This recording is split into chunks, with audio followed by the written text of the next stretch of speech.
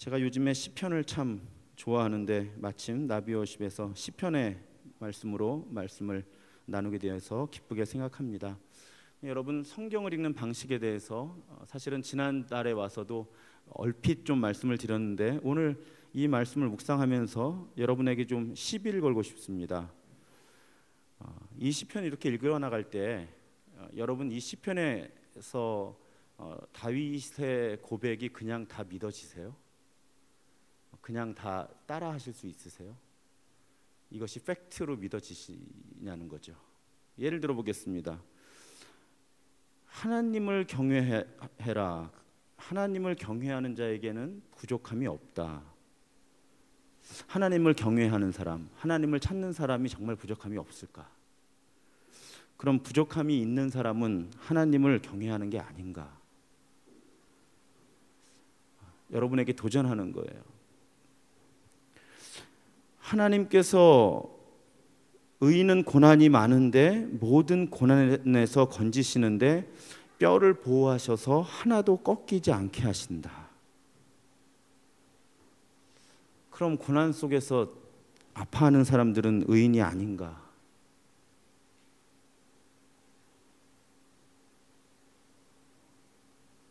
악이 악인을 죽일 것이라 의인을 미워하는 자는 벌을 받으리로다. 정말 이 땅에는 악인이 잘 되는 건 없는가? 나비에서 설교하면서 이런 분위기는 처음인데, 여러분, 성경을 정말 읽어야 돼요. 피상적으로 읽으면 안 돼요. 성경을 통독할 때야 그냥 읽어야 돼요. 성경을 통독할 때 지금 묵상하듯이 통독하면 끝까지 못 갑니다. 통독할 땐 읽어 나가요. 그런데 묵상을 할 때는 그 묵상이라고 하는 그 행위는 교회 전통에서 어떻게 가르치는가 하면 반추동물의 되새김질을 그 이미지로 가르쳐요. 되새김질 아실 거예요, 여러분들. 소를 예로 들면 4개의 위가 있습니다. 어쩌면 그 고등학교 때 배운 게 여전히 잊어버려지질 않는지 호기, 벌집이, 주름이, 겹주름이 이렇게 4개의 위가 있어요, 소는. 물론 저는 수의학과를 나왔습니다. 4개의 위가 있어서 첫 번째 위에서 다 소화된 것 같은 걸 또 꺼내서 또 씹고 또 넘겨요. 다 소화된 것 같은데 또 꺼내서 또 씹고 또 넘기고. 묵상을 한다는 건 그런 거예요. 여러분이 말씀을 묵상하고 나눈다 할 때 이게 머리에 게임이 되면 안 됩니다. 지적인 놀이가 되면 안 돼요. 뭐 교회 오래 다니고 머리 좀 좋고 말 잘하는 사람들이 묵상 잘하는 것처럼 보이죠. 절대 그렇지 않은 거예요. 씹어보는 거예요. 계속 씹어보는 거예요. 그럴 때 여러분, 이 본문을 그냥 쉽게 씹을 수 있는 사람이 과연 얼마나 있을까? 여호와를 찾는 자는 모든 좋은 것에 부족함이 없으리로다. 이 말을 씹고 또 씹을 때 여러분의 현실과 괴리가 있지 않나요? 의인은 고난이 많으나 여호와께서 그의 모든 고난에서 건지시는도다. 씹고 또 씹어보면 여러분의 삶의 현실과 괴리감이 느껴지질 않나? 악이 악인을 죽일 것이고 의인을 미워하는 자는 벌을 받을 것이다. 이 말씀을 씹고 또 씹으면 여러분의 삶과 괴리가 되어 있지 않나요? 그런데 여러분, 이 시는 그 유래가 명백하게 드러나 있는 시편 가운데 하나죠. 뭐라고 되어 있습니까? 여러분, 성경에 있는 사람들은 그렇게 기록이 되어 있는데, 다윗이 아비멜렉 앞에서 미친 채 하다가 쫓겨나서 지은 시라고 되어 있어요. 이 스토리는 사무엘상 21장에 나옵니다. 아까 우리 종윤 목사님도 다윗의 삶에 대해서 이야기했지만, 여러분, 다윗의 삶은요, 왕 이야기할 때 김병삼 목사님이 그 위대한 왕 이렇게 언급할 때 여러분, 그 위대한 왕의 이미지로 다윗을 해석하면 안 되고요. 특별히 시편은 더더욱 그렇습니다.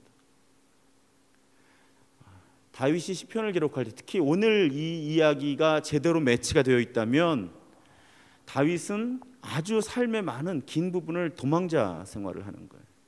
잘못한 거 하나도 없는 도망자. 정말 왕의 충신이었죠. 민족의 영웅이었습니다. 골리앗을 쓰러뜨렸고 목숨 걸고 전쟁에 나가서 승리하는 것이 그것이 다윗이 한 일의 전부였어요. 게다가 음악가였죠. 시인이었습니다. 왕이 귀신이 들리면 음악 치료사였어요. 그는 정말 충성된 신하였습니다. 그런데 왕이 시기하고 미워했죠. 얼마나 미워했는가 하면 왕인데 그래도 사울이 광야에서 쫓아다녀. 직접 죽이겠다고 쫓아다닐 만큼 미워. 언제 뒤에서 사울 왕의 창이 날아와서 등에 꽂힐지 모르고 도망자 생활을 하던 그것이 다윗의 삶이었습니다. 그런데 오늘 시편의 배경은 어떤 이야기예요? 피난을 어디로 가요? 블레셋으로 가요. 여러분 잘 생각해 보세요. 그것만 해도 다윗의 처지를 알 수 있어요. 블레셋이 어떤 나라예요? 다윗과 왼수예요. 이스라엘과 원수죠. 늘 전쟁이 끊이지 않던 나라예요. 그런데 지금 거기로 가서 지금 피신을 하는 거예요. 피신을 적국으로. 물론 이 이야기의 나중 이야기지만 심지어는 용병으로 살아요. 다윗이. 용병이 뭐예요? 아무 이해관계 없는 전쟁에 들어가서 사람 죽이고 돈 받는 게 용병이에요. 다윗 삶이었어요. 그것이. 그런데 오늘 이 장면에서는 블레셋 왕을 찾아갔는데 신하들이 알아봤단 말이에요. 왜? 블레셋 입장에서 볼 때는 지금 적국의 대장이 온 거거든요. 영웅이 온 거거든요. 알아보고 얘기를 하죠. 왕에게 보고를 하는 거예요. 지금. 그러니까 위기에 몰린 거죠. 지금 사울 왕의 창을 피해서 블레셋에 온 것인데 블레셋 사람들의 손에 죽게 생긴 거예요. 그때 다윗이 살아남기 위해서 미친 척을 하죠. 침을 흘리면서 미친 척을 해요. 그러니까 왕이 쉽게 말하면 왜 미친 애가 여기 와 있냐, 재수없다 내쫓아라 해서 그래서 목숨을 보존하는 거예요. 그리고 나와서 부르는 찬양이 너희는 여호와의 선하심을 맛보아할지어다. 그에게 피하는 자는 복이 있도다. 젊은 사자는 궁핍하여 줄일지라도 여호와를 찾는 자는 모든 좋은 것에 부족함이 없으리로다. 여러분 이게 매칭이 되세요 지금? 우와, 내가 블레셋 왕의 손에 죽을 뻔했는데 미친 척이라도 해서 살았으니까 하나님을 찬양하자. 여러분 저는 이 시편을 아무리 묵상해도 그렇게 묵상할 수가 없어요. 다윗은 평생 그때 시점까지의 다윗의 삶의 여정 속에서 비참함 속에서 제일 비참한 바닥의 상황인 거예요. 지금 정말 하나님께 충성하고 왕에게 충성하는 삶의 길을 살았을 뿐인데 왕에게 배신을 당하고 죽을 지경에 놓여서 한번 살아보겠다고 블레셋으로 갔더니 거기서도 자기를 죽이려고 그래서 미친 척해서 살아남는 상황이란 말이죠. 무슨 긍정적인 생각을 할 여유가 지금 다윗에게 있겠어요?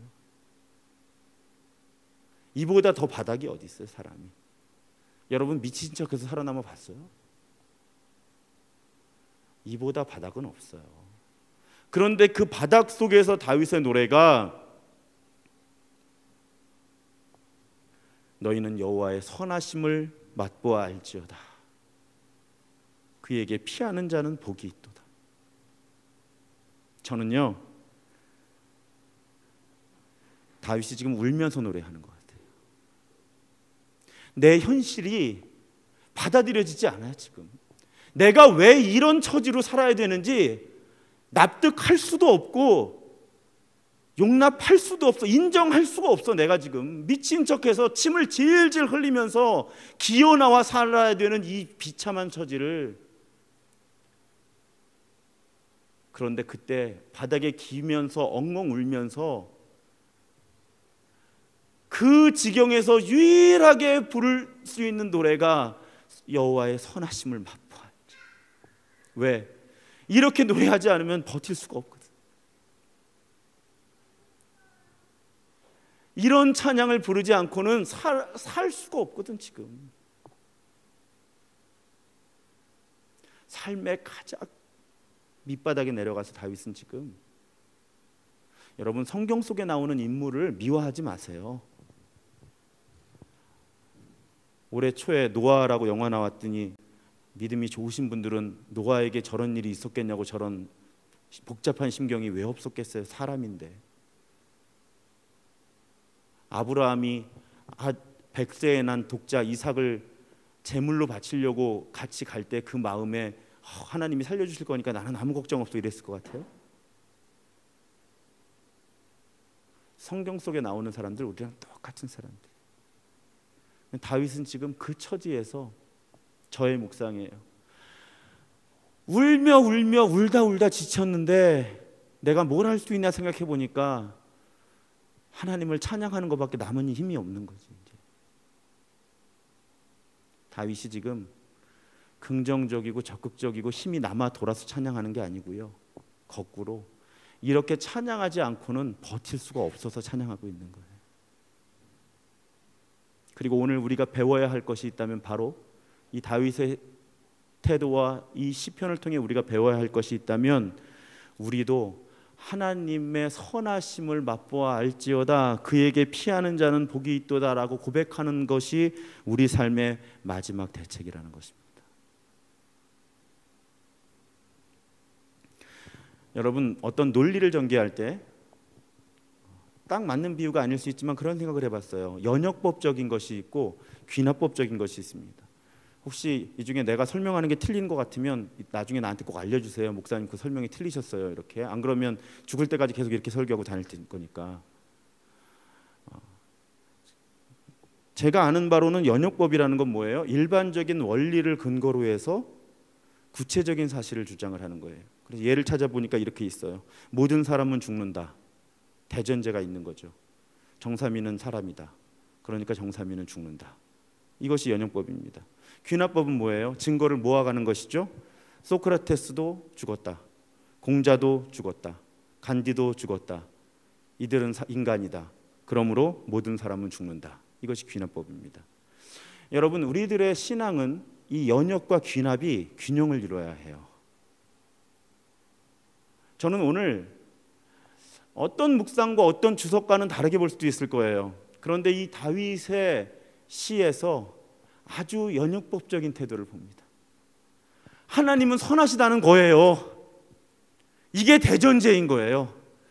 이 대전제를 붙들어 놓고 내 삶을 그 전제 안에서 풀어보려고 애를 쓰는 거예요. 왜? 그 대전제를 인정하지 않으면 버틸 수가 없거든. 버틸 수가 없거든.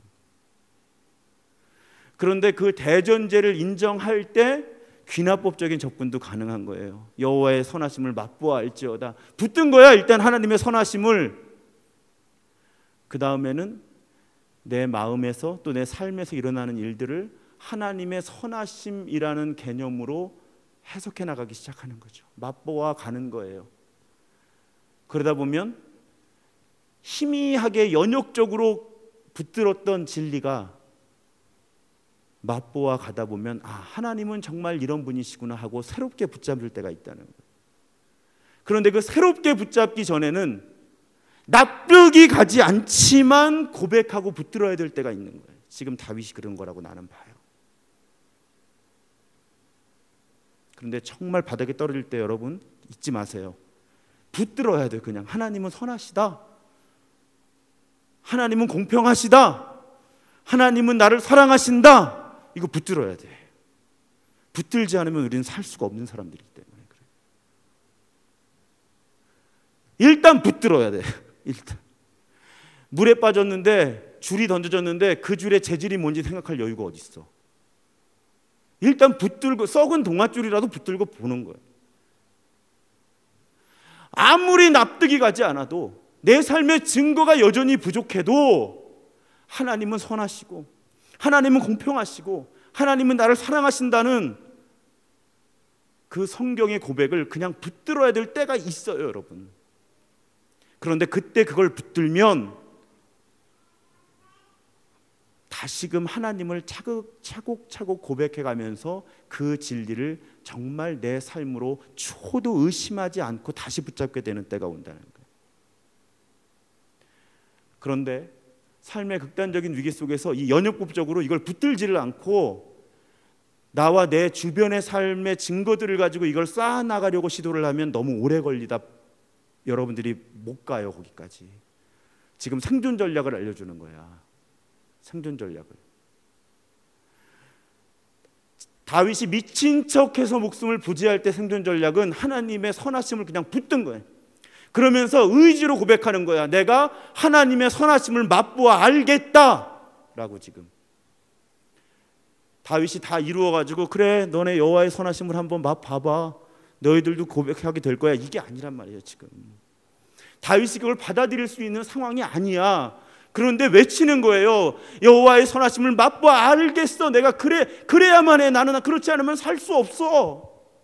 저에게 이 시편은 그런 외침이에요. 그렇게 다윗은 광야에서 버틴 거예요.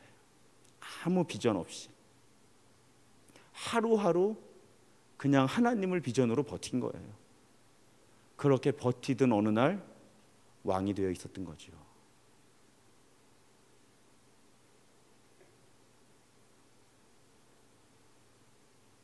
이 리듬이 여러분에게 잘 교차했으면 좋겠어요.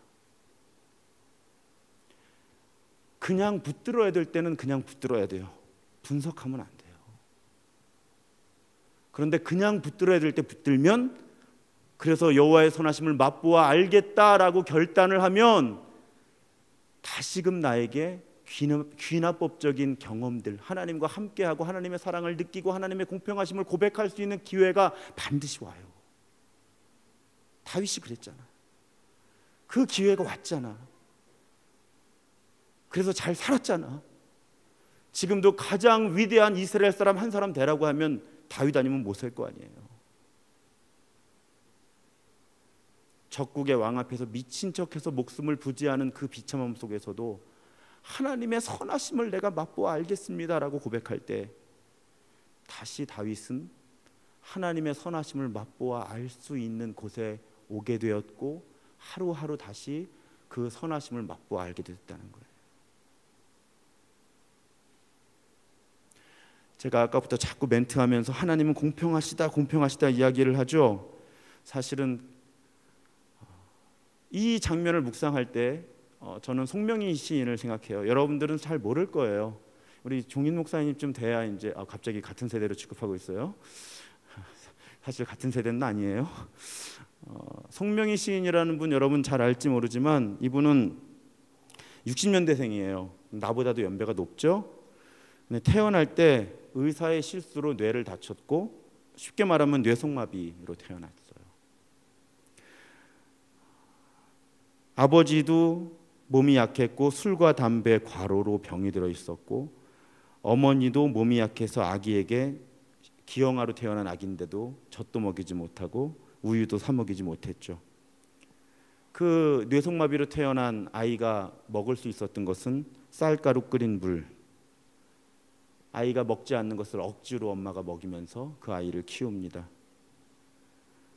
아이가 10살이 넘으니까 이제 철이 들기 시작하잖아요. 그러면서 하나님을 저주하고 부모님을 원망하기 시작하죠. 살 의미가 없다고 생각하던 10대의 시기. 그러다가 송명희 시인은 17살 되던 해에 하나님을 만납니다. 하나님을 만나고 났더니 소명이 생겼어요.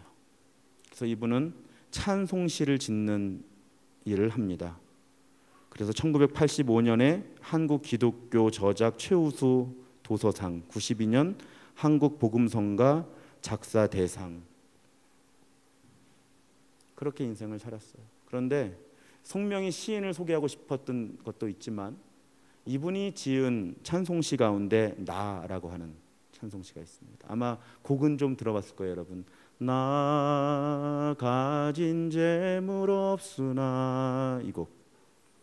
나 남이 가진 지식 없으나 나 남에게 있는 건강 있지 않으나 나 남이 없는 것 있으니, 이런 거 후렴에서 어떻게 합니까? 뭐 중간 부분도 가사가 좋죠.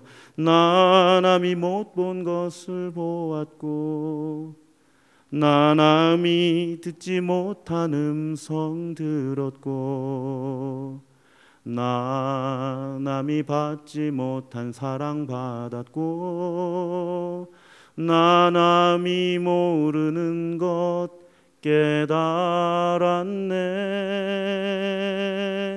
내친 김에 갈까요? 공평하신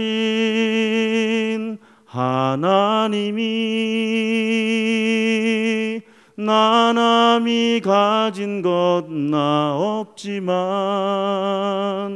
공평하신 하나님이 나 남이 없는 것 같게 하셨네. 이 곡이에요.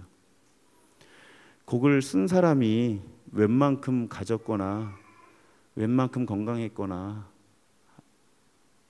웬만큼 배웠으면 이 가사가 그렇게 와닿지 않았을 텐데 뇌성마비로 태어나서 평생 몸을 한 번도 제대로 가누어 보질 못하고 제대로 말할 수 없었던 그런 분이 공평하신 하나님을 노래하니까 많은 사람들에게 공감을 얻었죠. 심지어는 홍정길 목사님, 송명이가 설교하면서 그렇게 외치셨다 그래요. 다른 사람 다 몰라도 송명이가 공평하다고 하면 하나님은 공평하신 거라고. 네, 여러분, 제가 20대 중반 후반에 많이 힘들 때 이찬양이 저를 버티게 해줬어요.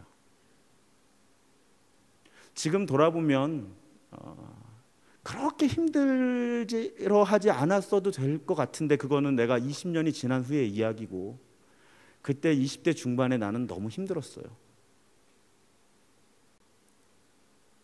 그때 공평하신 하나님을 아주 자주 울면서 불렀어요. 하나님은 정말 공평하시질 않은 거야. 적어도 그때 나에게는 하나님은 정말 공평하시지 않은 분이었어요. 그런데 거꾸로 정말 하나님이 공평하지 않은 것처럼 느껴질 때 공평하신 하나님을 울면서 노래했더니 어느 날 정말로 하나님이 공평하시다고 고백할 수 있게 되었어요. 그 과정이 쉽진 않았어요. 그냥 뭐 힘들 때 공평하신 하나님 찬양 한 2번 불렀더니 괜찮더라 이런 거 아니에요. 여러분, 몇 년이 걸렸어요. 몇 년이. 마지막 기억나는 순간은 35살 때 36살 때 미국에서 유학 중에 정말 다른 사람과 나를 비교하면서 하나님은 공평하시지 않다라고 아파할 때 그 밤에 이 찬양을 부르면서 나를 위로하시는 하나님을 만났죠. 오늘 다윗을 묵상할 때 어쩌면 그 20대 중후반 30대 초반에 저하고 제 자신을 그 다윗의 이미지에 투영했을지도 몰라요. 내 믿음의 고백과 삶의 현실이 너무도 멀어져 있지만 그래도 공평하신 하나님을 노래했더니 하나님이 정말로 공평하심을 고백할 수 있게 하시더라고요.